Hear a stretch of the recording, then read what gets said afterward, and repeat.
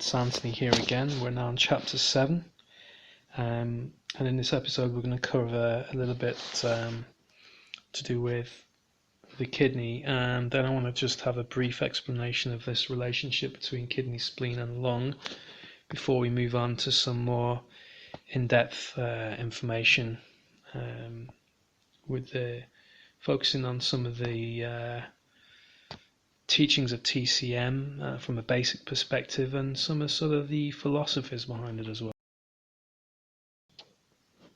So, kidneys. The main thing to remember is it's all about growth and development, all about reproduction. They're the container of Jing.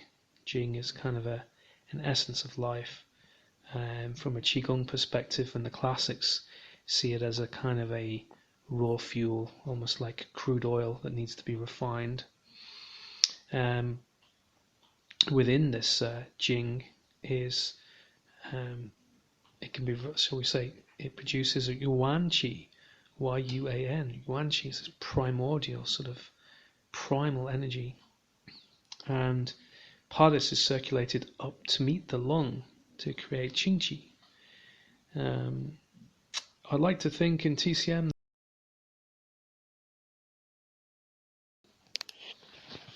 what's interesting about the kidneys as well is they are almost like a battery pack for your phone. The amount of Jing and essence you get determines your lifespan.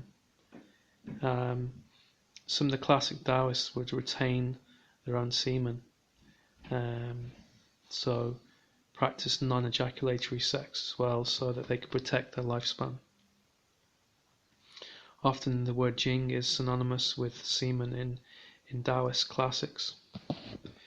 And the kidney will always try to hold on to this Jing, it tries to seal it in, but invariably it leaks through the fact that most of us are sleep deprived. A lot of us burn the candle at both ends, as we say, and this also damages the protective nature of the kidneys for the Jing. Women's life cycle goes in 7 years and men's in 8. The Chinese almost think of there are 2 cycles of 7 years for you to reach sort of the start of puberty in and around, and then we multiply this by 4, so we end up with an age that's roughly corresponding to menopause. Men go in cycles of 8, and it's often thought of in Taoism that it's usually around 60 years of age when men actually hit the male menopause, providing that their Jing is good. We now know there are men in their 40s that go through a midlife crisis, so it's almost like they hit their own male menopause early. Chinese talk about the yang of the kidneys being responsible for potency in the bedroom, for sexual potency, and so a deficiency of yang can actually lead to impotence. With women, a deficiency of yang can lead to an aversion to sex or a loss of libido, if you like. The kidneys very strongly related to the production of marrow, and remembering in the old days, marrow, the brain wasn't even considered, as we've discussed in earlier chapters, and the brain was seen as a large ball of marrow. So the kidneys are highly responsible for the health of the brain. They say in TCM that when there's a kidney yang deficiency, you can also suffer with brittle bones. The brain function obviously decreases.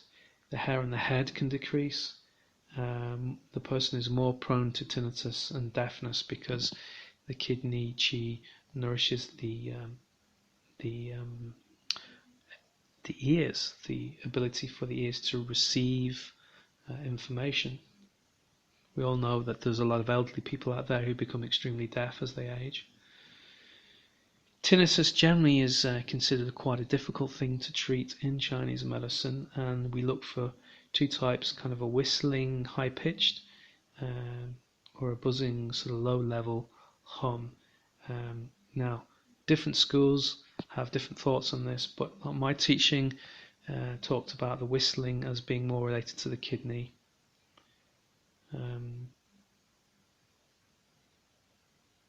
What I kind of wanted to say to you about this is, from my experience moving on from TCM, was again, TCM was putting these kind of conditions into different categories. And actually, when I went to the classics and used my pulse diagnosis systems that I'd learnt, that it doesn't always truly put the person into, say for example, with impotence, there were a lot of men who actually had quite a good bit of yang, kidney yang energy, but it was being caused by an interruption of the heart governing the kidneys.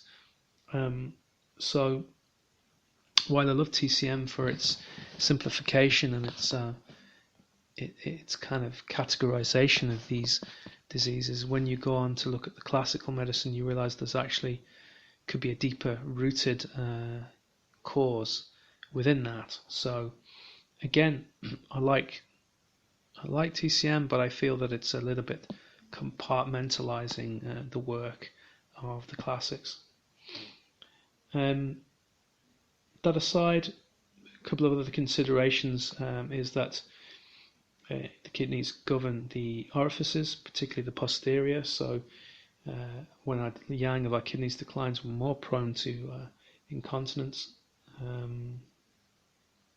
Again, I tend to treat incontinence or even difficulty passing urine because of the prostate or whatever. I actually use the lung.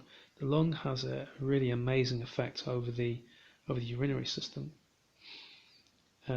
There are some younger men out there that are suffering with premature ejaculation, and we try to balance the energies of the kidney and the heart. So to kind of summarize this last piece, I want you to think of the kidneys as a purification and a holding on to Jing, the spleen as kind of a transportation device, and the lungs as a descending and distributor of energy and qi. That's kind of very, very simplifying TCM, but that gives you a good sort of overview of this last few chapters. In the next section, I kind of want to go over a little bit more about the Taoism, Western views on Chinese medicine, and so lifestyle factors relating to how the organs can be affected, and how generally TCM views these lifestyle factors, how they have an effect on the organs. So I look forward to seeing you in the next section, and I wish you all the best. Talk to you soon. Thanks a lot.